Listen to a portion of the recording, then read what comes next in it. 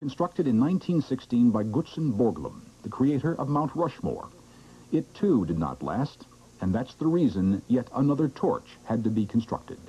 During all these months of working on making new flame and torch, we were amazed of what they have done 1 century ago. Because, you know, it's a so difficult work to paint copper like that with so many delicate details, and all fits so well together. And when we were working on it, really, we feel it was something great 1 century ago. It was so great. The new torch, and in fact the whole Statue of Liberty, will have new dramatic lighting designed by the General Electric Company. It is very carefully sculpted light to reveal her properly. This computer simulation shows how the lady will be highlighted when the restoration is complete and new light grids installed. There are certain times when there are events, and we have suggested things for events, like light streaming from the crown, up the spikes of the crown. That was one of Bartholdi's dreams. We can do that today. This is the original base of the torch of the Statue of Liberty. You can see how it was left open and exposed to the elements. Rainwater could held in there and accelerate the deterioration. The new base is a little bit different. They put in copper flanges in order to protect it from the rainwater so it will just drain off. They've also put in a screening, a wind screening, to give it more stability during high wind conditions. It's a composite team. Yeah. I speak a few words, we get along just fine. Pedro Espinal is a member of Sheet Metal Workers Local 28. He is one of 2 American craftsmen working with the French team. It goes through my blood. I feel like I'm part of having, as if I was from the first team that helped build it. So I'm trying to clean out all the grooves and everything to make sure that we get an evenly toned color and everything for the finished product. Colonel Stewart is the other American artisan working with the French. This is when I started on from the beginning. So, you know, I put the metal in it and everything. And it's just a proud feeling, you know. This is our lady, so, you know. It must go through your mind that some other workman 100 years ago was working on a similar piece. Well, that's one way to look at it. Another way to look at it is that 100 years from now, that someone will say the same thing about me. So. His drawings call for a great figure on a block-like pedestal of a woman dressed in a robe holding a lighted torch above her head. Take a good look at Dorothy Franks. When Bartholdi was sculpting the statue's facial features in copper, it is said he used his mother as a model. This is a portrait of her painted in the late 1800s. Dorothy Franks is the great-great-great-granddaughter of Madame Bartholdi.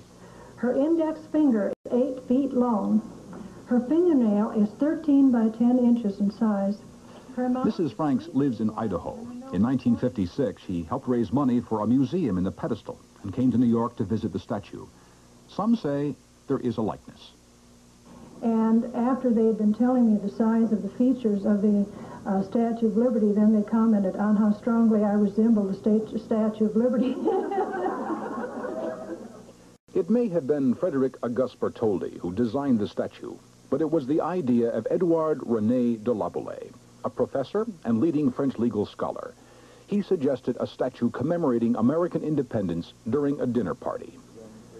This is Francois de la Boulaye, former French ambassador to the United States and great-grandson of Edouard de la Boulaye. I was born in this country, and we went back to France for the first time. I was 4 years old. Aboard the boat that sailed out of the port of New York, there were no planes at the time, we passed the Statue of Liberty. And my father told me, it's your great-grandfather that had the idea of giving this statue to the United States, and it's liberty. And a lot of people have seen it coming into this country. You are seeing going out.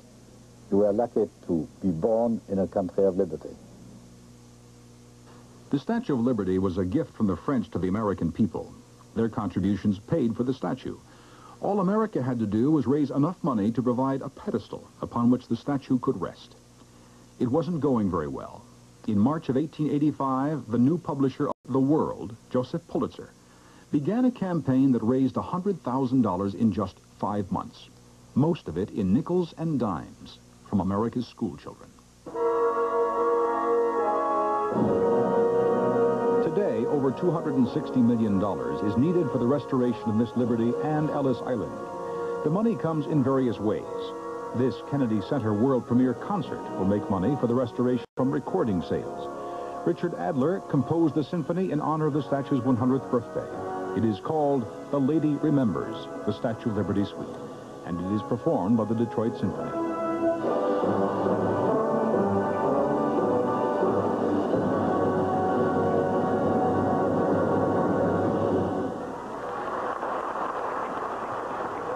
All across the country, school children have been collecting their nickels and dimes to donate Picks Up Miss Liberty. On this day, the children of PS6 in New York have been chosen to symbolically donate the entire collection. This more than $4.5 million check is presented to Hollywood producer David Wolper, the man who was orchestrating the gala July 4th Liberty birthday celebration. PS6 is also his alma mater. Who is she and what she stands for is so important that just a one-day party isn't enough. So we're going to have a 4-day celebration, July 3rd, 4th, 5th, and 6th. We're calling it Liberty Weekend. Now, we've made it a point not to commercialize the restoration, and we intend to keep it that way. Lee Iacocca, chairman of the Statue of Liberty Ellis Island Foundation, points out that the foundation hopes to raise over $50 million by the sale of U.S. minted commemorative Liberty coins. There has been some criticism that the foundation forgot about the grassroots pennies in search for money to do the restoration and sold off official sponsorships to big corporations. President and Chief Operating Officer of the foundation, William F. May. Well, there's been an awful lot of comment that we're getting all our money from the fat cats and the corporate sector. It is true that the corporate sector gave us our start. You know, it would have been a great project. It would have been a lot more fun if I had the money, or if we had the money, and then we did the job. But we had to start because of the birthday. We wanted to do it on the 100th anniversary of the statue. And also because the statue was deteriorating, we had the time pressure on us. And so we found ourselves raising money on Tuesday and paying the contractor on Thursday. And that gave us a little cash flow problem. And corporations came forward and gave us pledges or money and got us off the ground in the first place. But